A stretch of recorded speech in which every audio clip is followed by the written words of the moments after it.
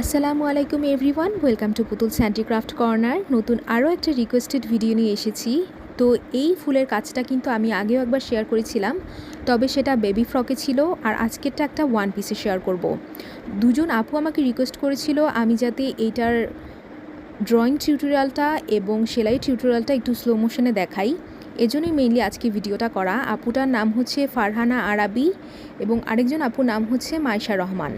তো শুরুতে আমি দেখিয়ে দিচ্ছি এই ফুলে আমি কি কি সুতা ব্যবহার করেছি। সাধারণত সেলাই মেশিনে কাপড় চোপড় সেলাইয়ের ক্ষেত্রে যেই সুতাগুলো আমরা ইউজ করে থাকি, এখানে আমি সেই সুতাটা ইউজ করেছি। এগুলোকে রিল সুতা, গাড়ি সুতা, টোটার সুতা, এক একজন এক এক নামে চেনে। তো দেখুন এই 5টা কালার দিয়ে আমি সেলাই করেছি। আর এই জামাতে যেই পাইপ বিটস, সুগার বিটস আমি ইউজ করেছি সেই কালারগুলো আমি দেখিয়ে দিচ্ছি। এই যে কালারগুলো, এই দুইটা সুগার বিটস আমি ইউজ করেছি, আর এই পাইপ বিটসটা অল্প কিছু পরিমাণে পুঁতি ছিল, সেটাই আমি এখানে ইউজ করেছি।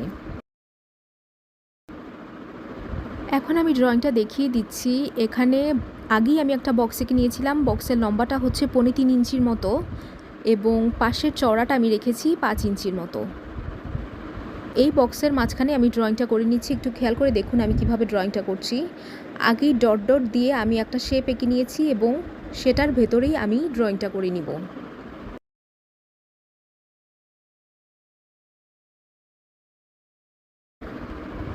এখানে আমি যে ফুলটা আঁকছি এটার প্রত্যেকটা পাপড়ি কিন্তু এক একটা এক এক রকম, অর্থাৎ কোনো পাপড়ির সাথে কোনো পাপড়ির সাইজে মিলবে না।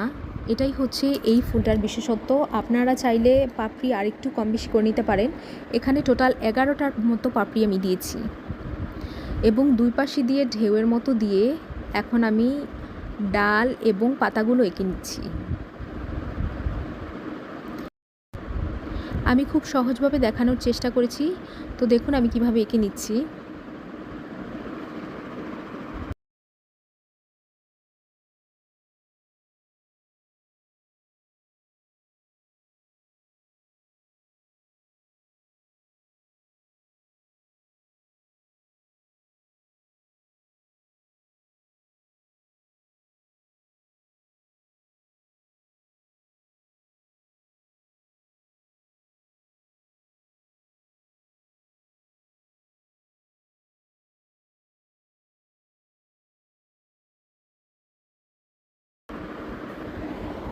আমার ড্রয়িং করা কিন্তু কমপ্লিট, আর এটা হচ্ছে আমার আগের আঁকা ছিল এবং এই আঁকা থেকেই আমি হোয়াইট কার্বন দিয়ে জামাতে এঁকে নিয়েছিলাম। এই যে এটা হচ্ছে হোয়াইট কার্বন, এটা আপনারা দোকানে গেলেই পাবেন, তবে সব দোকানে পাওয়া যায় না, চেষ্টা করবেন একটু খুঁজে খুঁজে বের করার জন্য। এবং এটা 5 টাকা করে নিয়েছিল। এখন চলে আসছি সেলাইয়ে। সেলাইয়ের ক্ষেত্রে আমি 5 গুণ সুতা নিয়েছি। স্যাটিন স্টিচ দিয়ে আমি এখন ফুলটা সেলাই করে নিচ্ছি। দেখুন একেবারে পাশাপাশি ফুলগুলো দিতে হবে। এই যে আমি একদম সামনে থেকে দেখিয়ে দিচ্ছি কিভাবে দিবেন। স্যাটিন স্টিচ দেওয়ার সময় একটা জিনিস খেয়াল রাখবেন, যাতে করে কোনো ধরনের মাঝখানে ফাঁকা জায়গা না থাকে এবং এটা একদম আলতো হাতে সেলাইটা করতে হবে। অনেক বেশি টাইটলি সেলাই করা যাবে না। অনেক বেশি টাইট করে সেলাই করলে আপনি যখন ফ্রেমটা খুলবেন তখন এটা একেবারে কাপড়টা কুঁচকে থাকবে। এজন্য আস্তে আস্তে সেলাইটা করে নিতে হবে। এই দেখুন আমি দেখিয়ে দিচ্ছি কীভাবে সেলাইটা করতে হবে। আমার কিন্তু মাঝখানে কোনোই গ্যাপ নেই, একেবারে পাশাপাশি আমি সেলাইটা দিয়ে নিব। এই যে আমার প্রত্যেকটা ফোর কিন্তু একদম সমান সমানভাবে হচ্ছে এবং মাঝখানে কোনো গ্যাপ নেই। যদি বাই চান্স আপনাদের কোনো জায়গায় গ্যাপ হয়ে যায়, সেক্ষেত্রে সুইটাকে আবার গ্যাপের জায়গায় নিয়ে ফিল আপ করে নেবেন।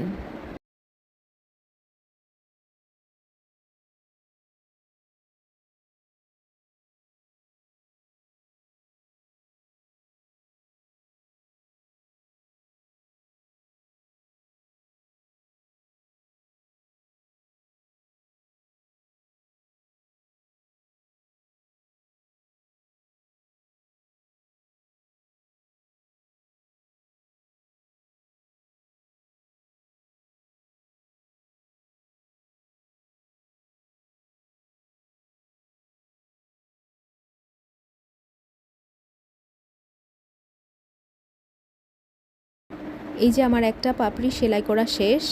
এখন আমি আরেকটা পাপড়ির মিডলে সুইটাকে উঠিয়ে আরেকটা পাপড়ি সেলাই করে দেখাচ্ছি। এই যে দেখুন, পেছন দিকে কিন্তু অবশ্যই আঙুলের চাপ রাখতে হবে।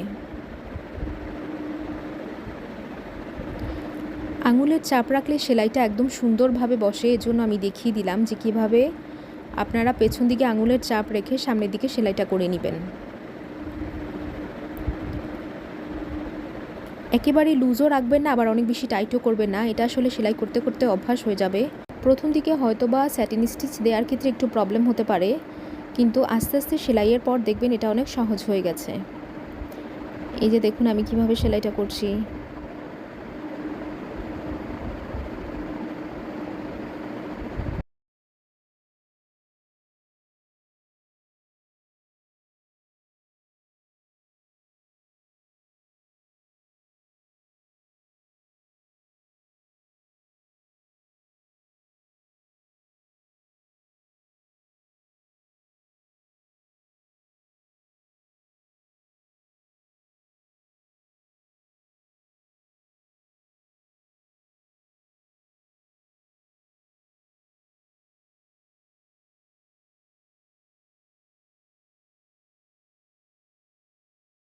পাশাপাশি ফুলগুলো দিয়ে আমি পুরো ফুলটা সেলাই করে নিব।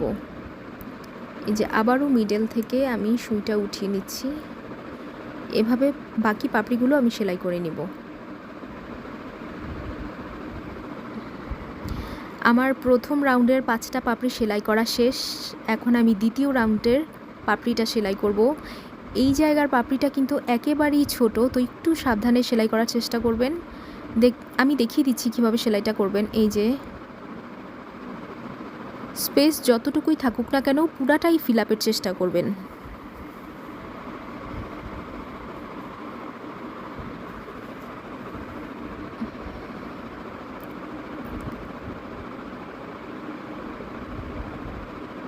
সেলাইটা কিন্তু অনেক সহজ, কিন্তু একটু সময় সাপেক্ষ, তাই চেষ্টা করবেন একটু ধৈর্য নিয়ে সেলাইটা করার জন্য। তাহলে দেখবেন ফুলটা দেখতে খুব সুন্দর হবে।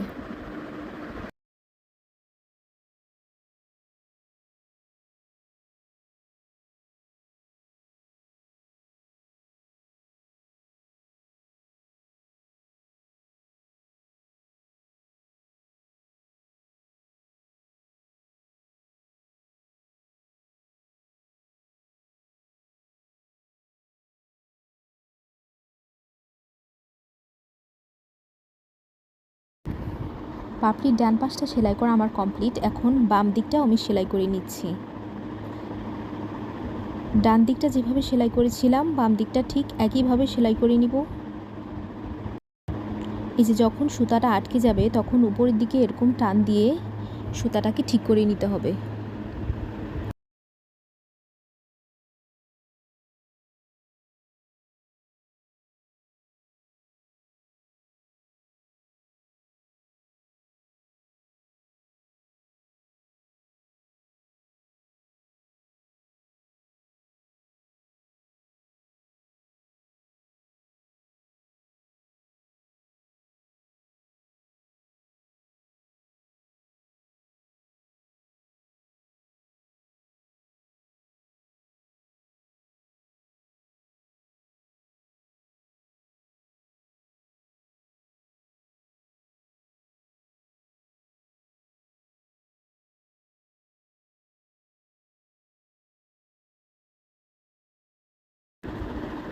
এইবার আমার চিকন পাপড়িটা সেলাই করা শেষ।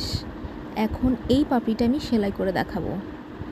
পাপড়ির একদম মিডল থেকে আমি সুইটাকে উঠিয়ে নিয়েছি। এটা তুলনামূলকভাবে একটু বড় পাপড়ি, যাই হোক একইভাবেই আমি সেলাইটা করে দিচ্ছি। দেখুন আমি কিভাবে করি। প্রথমে হাতের ডান দিক সেলাই করে নিব, তারপর বাম দিক। একেবারে ফোরগুলো পাশাপাশি রেখে আমি সেলাইটা করে নিচ্ছি। যদি কখনো স্যাটিন স্টিচ দেওয়ার সময় মনে হয় যে একটা সেলাইয়ের ওপর আরেকটা সেলাই চলে গিয়েছে, সেক্ষেত্রে আপনি চাইলে হাত দিয়ে চাপ দিয়ে সেলাইটাকে সমান করে দিতে পারেন, অথবা সুই দিয়েও চাপ দিয়ে দিতে পারেন। এতে করে একটার উপর আরেকটা উঠে থাকলেও অতটা ফুলা ভাব দেখা যাবে না।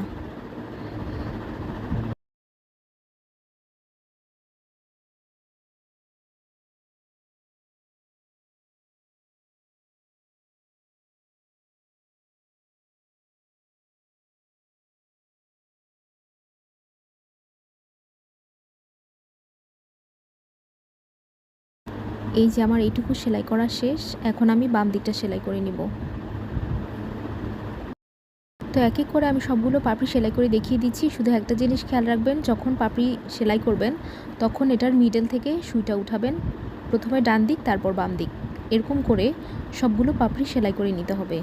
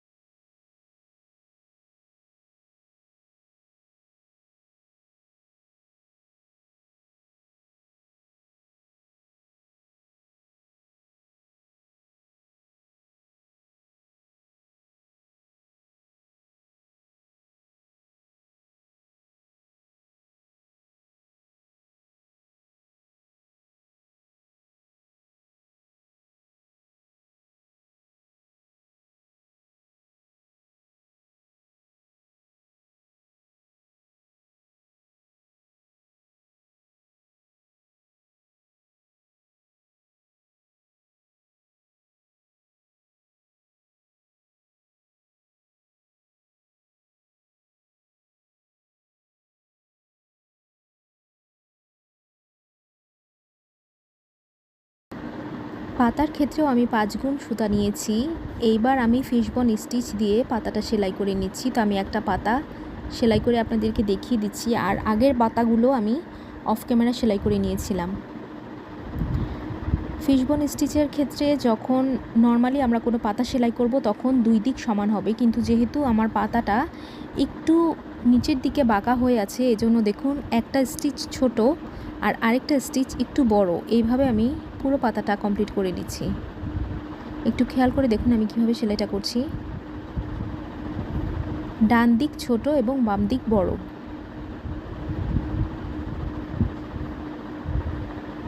আর যদি স্ট্রেট পাতা হতো তাহলে দুই দিকই আমার সমান থাকতো।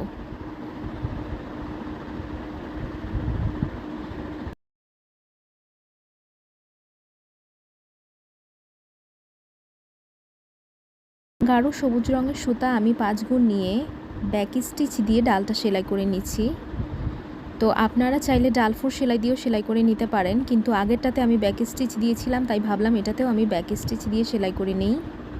তো দেখুন আমি কিভাবে করছি।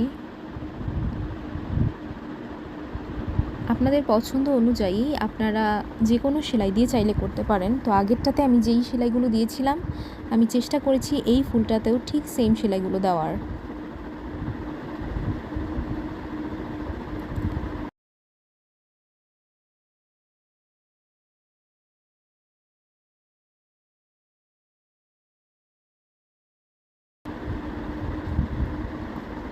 এখানে এই সুইটা দিয়ে আমি ফুল পাতা ডাল সেলাই করে নিয়েছিলাম, কিন্তু এখন তুলনামূলকভাবে একটু চিকন সুই নিয়েছি এবং 2টা সুতা নিয়েছি।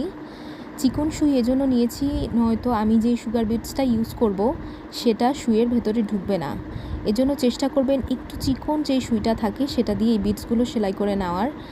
এছাড়া আপনি যদি বড় সুই দিয়ে সেলাই করেন সেটা আটকে যাবে।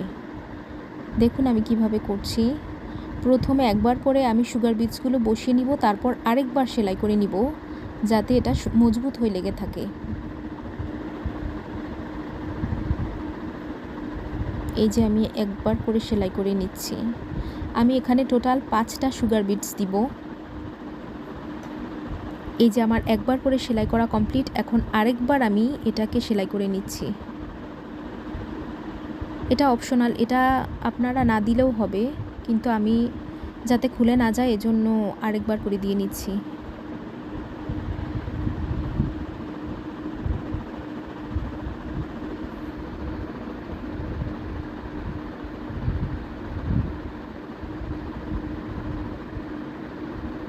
সেম সুতাটা দিয়েই এখন আমি এই জায়গায় পাইপ বিটসটা সেলাই করে নিব। পাইপ বিটসের ক্ষেত্রেও কিন্তু এই চিকন সুইটা ব্যবহার করতে হবে, কারণ বড় সুই দিয়ে পাইপ বিটস ঢুকানো যায় না। আমি দেখেছিলাম চেষ্টা করে, কিন্তু হচ্ছিল না।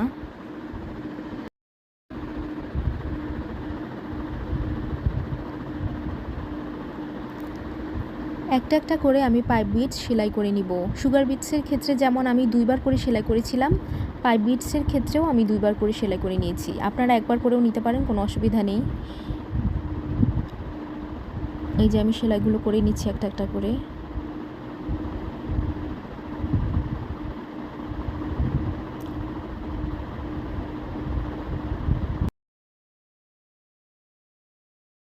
এবার মিডলে আমি আবারও সাদা কালারের সুগার বিটসটা বসিয়ে নিব।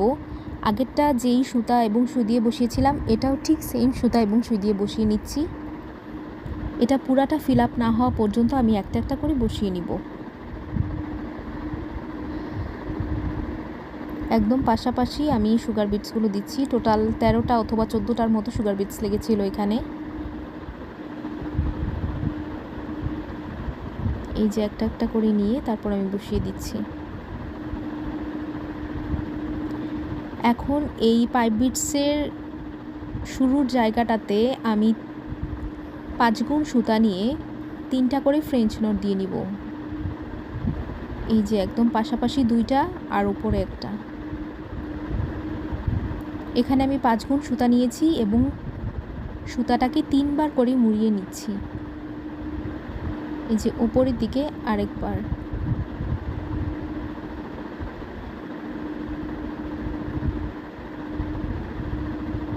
এটার ক্ষেত্রে আমি দেখিয়ে দিচ্ছি। সুতাটাকে উঠিয়ে 3বার মুড়িয়ে তারপর নিচের দিকে নামিয়ে নিব।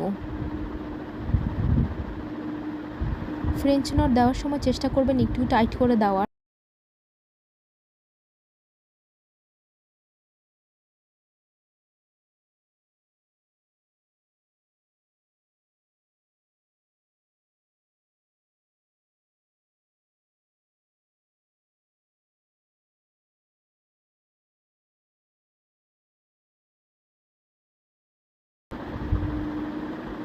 বাকিগুলো আমি এভাবে কমপ্লিট করে নিব। তো এইখানে ড্রেসের মিডলে আমি তো কোনো ফুল বা পাতার কাজ করিনি, এই জিনিসগুলো বসিয়েছিলাম। তো এখানে আমি পাশাপাশি 3টা পিনটাক্স সেলাই করে নিয়েছিলাম। মিডল পিনটাক্সে আমি এই পুঁতিগুলো বসিয়েছি। তো এটা আমি দেখিয়ে দিব এখন কিভাবে বসাতে হবে। এটা দূরত্ব হচ্ছে 4.5 ইঞ্চির মতো। এই যে 4.5 ইঞ্চি। এখানে আমি চিকন সুইটা নিয়েছি, আর আগেই একটু চক দিয়ে দাগ দিয়ে নিয়েছিলাম। তো ওইখান থেকেই আমি সুইটা উঠিয়ে নিব। এই যে সুইটা উঠিয়ে নিচ্ছি। আমি আবার মেপে দেখব যে 4.5 ইঞ্চি ঠিক আছে কিনা। এই যে 4.5 ইঞ্চি।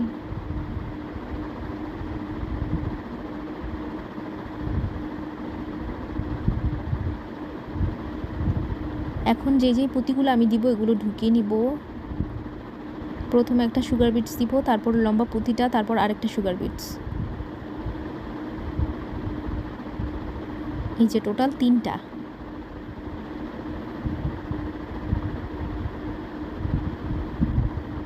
দেখুন আমি কিভাবে করছি। এবার আমি একটা সুগার বিটস বাদে বাকি 2টার ভেতর দিয়ে সুইটাকে ঢুকিয়ে নিব। এই যে এরকম একদম টাইট করে ধরে রেখে রাখতে। এই দেখুন এবার কিন্তু একটু ঝুলে আছে, আপনারা চাইলে এভাবেও রাখতে পারেন, কিন্তু আমি এটাকে একেবারে আটকে দিব। এর জন্য সুইটাকে নিচে নামিয়ে নিলাম এবং এটাকে ঘুরিয়ে উপরের দিকে উঠিয়ে দিব, এবং যেই জায়গায় শেষ হবে ওই জায়গা থেকে সুইটা আবার উঠিয়ে নিব। উঠিয়ে নিয়ে সুগার বিটসের ভেতর দিয়ে ঢুকিয়ে আটকে নিব, এই যে এইভাবে।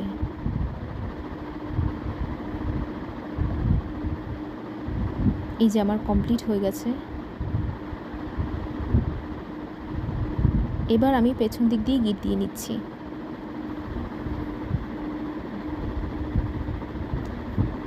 দুইবার অথবা 3বার আপনাদের পছন্দ অনুযায়ী আপনারা গিট দিয়ে নেবেন। ভালো করে গিট দিবেন যাতে করে এটা খুলে না যায়। এই যে আমার গিট দেওয়া শেষ, এটা দেখতে এরকম হয়েছে। এখন এটার সাথে জন্য আমি যে ওড়নাটা রেখেছিলাম সেই ওড়নার এই ট্যাসেলসটা আমি আপনাদেরকে বানিয়ে দেখাবো। তো এটাও সেলাই মেশিনের সুতা দিয়ে আমি সেলাই করেছিলাম, অর্থাৎ বানিয়েছিলাম। তো আমি দেখিয়ে দিই কীভাবে করবেন। একটা কার্ড নিয়েছি আমি, আপনাদের প্রয়োজন অনুযায়ী কার্ডটা নেবেন। আমি এটার মেজারমেন্টটা দেখিয়ে দিচ্ছি। আপনাদের কাছে যদি এরকম কার্ড না থাকে তাহলে শক্ত যে কোনো একটা কাগজ নিলেও হবে। তো আমি এখানে 2টা সুতা নিয়েছি। 2টা সুতা নিয়ে এই যে এক জায়গায় করে এই যে 2 গুণ সুতা নিয়ে আমি এখন কার্ডটাতে পেঁচিয়ে নিব। আমি এখানে 2 গুণ সুতা নিয়ে টোটাল 150 বারের মতো এটা পেঁচিয়েছি। যদি আপনারা সিঙ্গেল সুতা নেন সেক্ষেত্রে 300 বারের মতো পেঁচাতে হবে। এই যে আমি অফ ক্যামেরা এটা পেঁচিয়ে নিয়েছি। এখন এই জায়গায় আমি কেটে দিব, একদম মাঝ বরাবর আমি এটাকে কেটে নিচ্ছি। এই যে আমার কাটা শেষ।